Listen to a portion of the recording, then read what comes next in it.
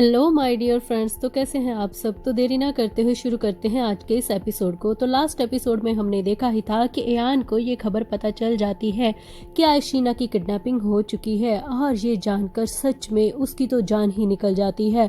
और फिर वो सामने बैठे सिपाही से कहता है कि वो जब किडनैप हो रही थी वो वहाँ पर क्या कर रहा था, वो उसे बचाने की कोशिश नहीं कर पाया क्या। और तभी फिर ये बात सुन के निजान कहता है कि उन लोगों से अगर ये लोग लड़के हमारी आशीना को बचा पाते तो ये एक मिरेकल था, क्योंकि वो लोग बहुत ही ज़्यादा खूंखार थे और उन्होंने ये प्लानिंग कोई आज की नहीं की गई थी। ये प्लानिंग बहुत लंबी चल रही थी। उनके इरादे साफ पता चल रहे हैं, क्योंकि सिर्फ यही जख्मी नहीं है, 2-3 और भी वहाँ पर जख्मी पड़े हुए हैं। और फिर निशान ये भी बताता है कि वो लोग, इनसे छानबीन करने के बाद पता चला है कि ये वही हैं जिन्होंने हमारे यहाँ आने से पहले हम पे हमला किया था, ये वही लोग थे।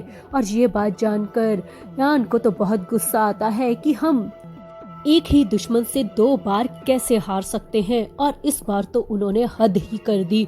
वो सबसे पूछता है कि क्या किसी ने उसका चेहरा नहीं देखा कि वो लोग कौन थे। और तभी एक धीमी सी आवाज आती है, मैंने उन्हें देखा। और फिर हम देखते हैं कि बिल्कुल ही लड़खड़ाई हुई हमारी नूर उठती है और कहती है कि हाँ, मैंने उसे देखा। तुम लोग शायद उसे नहीं जानते क्योंकि तुम यहाँ के नहीं हो, तुम फॉरेनर्स हो, मगर मैं अच्छे से जानती हूँ। शायद मैं उस चेहरे को पहचान सकती हूँ जिसने आशीना को किडनैप किया। उसके बाल काले रंग के थे, हाँ बिल्कुल काले रंग के, और उसकी आंखें बिल्कुल नीले रंग की थी। और ये शख्स कोई और नहीं बल्कि हमारे यहाँ के चीफ वर्मन है। और ये बोलकर उसकी आवाज मानो खौफ से भर गई हो। शायद वो जानती थी उसके इरादे, इसलिए। और ये बात सुन के एकदम से यान को भी हैरानगी होती है, क्योंकि वो जब लास्ट वक्त में दावत हुई थी तब वो वर्मन उनसे मिलने आया था और उसे याद आता है कि हाँ, उसके काले रंग के बाल और उसकी नीली आंखें, वो वही शख्स है। उसकी इतनी हिम्मत कि वो आशीना को उठा के ले गया। हाँ, यहाँ पे चल क्या रहा है। और सच में अब तो सब कुछ बर्दाश्त से बाहर हो रहा था। और फिर वो खड़ा होकर एक ही बात कहता है कि लगता है अब मुझे फिर से दोबारा राजा से मिलना होगा। चारों तरफ एक अजीब सा सन्नाटा छाया हुआ था, मानो न जाने ये रास्ते कौन सी मंजिल की ओर जा रहे हैं। और इधर हम देखते हैं विखा की मौत की वजह से सारे के सारे वजीर इकट्ठे होकर यहाँ पर योजना बना रहे होते हैं कि अब आगे कैसे चलना चाहिए। मगर उसी वक्त एयान आता है और दरवाजे को जोर से पटक कर खोलता है। और ये देखकर सारे के सारे वहाँ पर खड़े चीफ और वजीर उसे गौर से देखने लगते हैं कि यहाँ पर अचानक क्या हुआ, ये लोग इतनी आसानी से ऐसे अंदर कैसे आ गए और यहाँ पे चल क्या रहा है।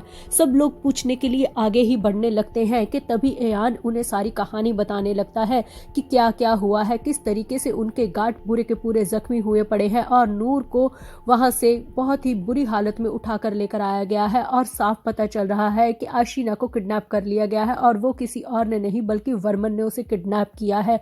ये सारी चीजें सुनकर वहां के लोग हैरान थे और सबसे ज्यादा हैरान था हमारा सिहाद, जिसकी आंखें इस वक्त बिल्कुल बुझ सी गई थी कि उसकी जिंदगी किसी ने छीन ली हो, कि आशीना को किडनैप कर लिया गया है। इसके बाद चलते हैं हम दूसरी तरफ, जहां पर 2 अलग अलग शहरों के चीफ आपस में बैठकर बातें कर रहे होते हैं और कहते हैं कि सच में विखा ने तो अपना अभी तक कोई उत्तराधिकारी भी नहीं चुना था और वो ऐसे ही चला गया, इसकी वजह से और भी ज्यादा तंगी हो जाएगी।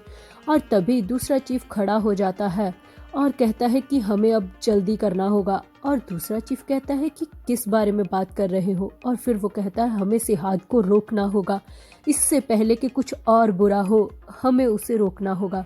और तभी फिर वो कहता है तुम किस बारे में बात कर रहे हो, मैं समझा नहीं। और ये बात सुनकर फिर पहला चीफ कहता है कि क्या तुम नहीं जानते कि सिहाद राजा कैसे बना था और विखा को क्यों मारा गया, आखिर उसके पास कौन से राज शामिल थे। ये बात सुन के वो एकदम से बेचैन होकर कहता है कि नहीं, मैं ये सब नहीं जानता, तुम किस बारे में बात कर रहे हो। और फिर वो कहता है कि क्या सच में तुम नहीं जानते कि सिहाद राजा कैसे बना और फिर वो कहता है तुम एक ही सवाल बार बार क्यों कर रहे हो, सब जानते हैं वो इसलिए राजा बना था क्योंकि वो रेगिस्तान में सरवाइव कर पाया था। और फिर वो बताता है कि नहीं, वो इस वजह से राजा नहीं बना था, वो राजा इस वजह से बना था क्योंकि उसके पास वो ब्रेसलेट था, वो मून लाइट वाला ब्रेसलेट, मून स्टोन का, जिसके अंदर हम माना जाता है कि चांद की आत्मा है, और वो उसके पास पाया गया। और जिसके पास भी वो ब्रेसलेट होता है वो ही उत्तराधिकारी चुना जाता है, और वो थर्ड प्रिंस का ब्रेसलेट था। और ये भी माना जाता है कि कहीं ना कहीं अभी भी हमारे महाराज उसके वश में हैं। जाता है कि जो पहले भगवान थे उन्होंने अपनी बीवी को ये ब्रेसलेट तोहफे में दिया था। इस तरीके से ये आगे दर आगे बढ़ता गया, और जिनके भी पास ये ब्रेसलेट आता गया वही इस राज्य के असल में उत्तराधिकारी चुने गए हैं। मगर यहाँ का माहौल कुछ अजीब है। यहाँ पर सिर्फ इसकी कहानी नहीं है, इसके अंदर कुछ और भी छुपा हुआ है जो सब जानने की कोशिश कर रहे हैं। कुछ गहरे राज हैं जो अगर बाहर आए तो कुछ भी हो सकता है। अब थर्ड राजा का वो ब्रेसलेट उसके भाई के पास कैसे आया? माना कि वो एक ही माँ के दो बच्चे थे, मगर फिर भी उनमें क्या रिश्ता था, ये सब क्या था? क्योंकि सब भाइयों ने तो एक दूसरे को मारना था ना। तो फिर आखिर क्यों उसकी आत्मा आज भी राजा के इर्द गिर्द घूमती है? ये सारी चीज़ें एक बहुत ही बड़े खतरे की घंटी बता रही थी, और मैं खुद जानने को उत्सुक हूँ कि आखिर ये सारी चीज़ें किस बारे में बातें हो रही हैं, आखिर ऐसा क्यों है। और फिर वो बातें करते करते कहते हैं कि भगवान हो या इंसान, जो हालात अभी चल रहे हैं, ऐसे हालात में तो कोई भी डगमगा जाए। और इस वक्त हमारे राजा के पास भी कुछ ऐसा ही ऑप्शन थी कि जा तो वो अपने गहरे राज जो विखा ने उन्हें देने थे, अब वो उसे ढूंढे, जा वो आशीना को ढूंढे जो उसकी अब जिंदगी बन चुकी है। मगर ये दोनों तो इन सब चीज़ों से अनजान थे। वो तो यही सोच रहे थे कि अगर यहाँ पर राजा को कुछ हुआ तो हमारा क्या बनेगा, क्योंकि हमारे राज्य तो बहुत ही छोटे हैं।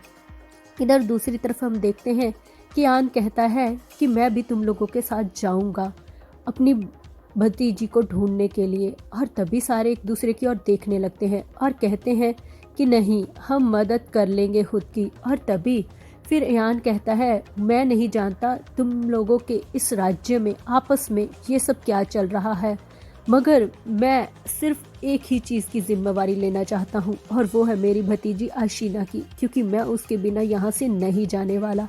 इसलिए आप मुझे खुद की मदद करने दीजिए।